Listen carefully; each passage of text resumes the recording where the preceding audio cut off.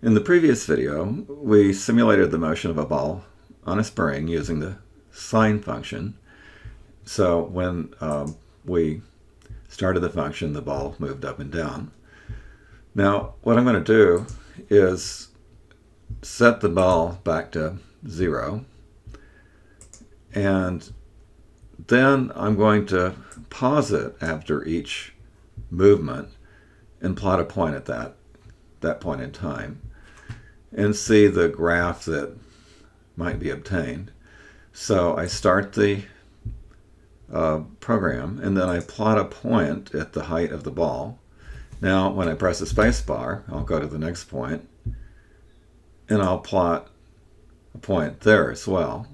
And so each time I go forward, I'm plotting a point.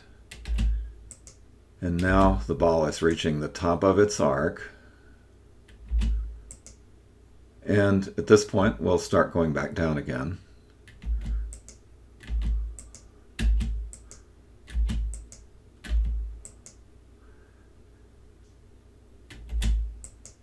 Now, what becomes clear is as the ball moves toward the top, it moves in smaller and smaller increments. And now as it comes back through the midline, it starts moving in greater increments. The plot of the ball, as it moves up and down, generates this curved figure that is the characteristic of a sine wave. And the reason that the sine wave has the appearance that it does is because as you get closer to the top, when the spring is compressing, it moves in shorter and shorter increments.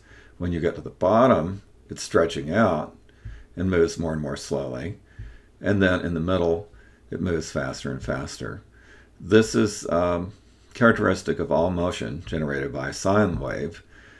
Another object that does this is a swing, which slows down as it reaches the top of the arc and then moves faster and faster as it moves back through the middle. Or another object that does this is a moving violin string as it vibrates, moving back and forth to generate sound. We'll explore that further in the next module.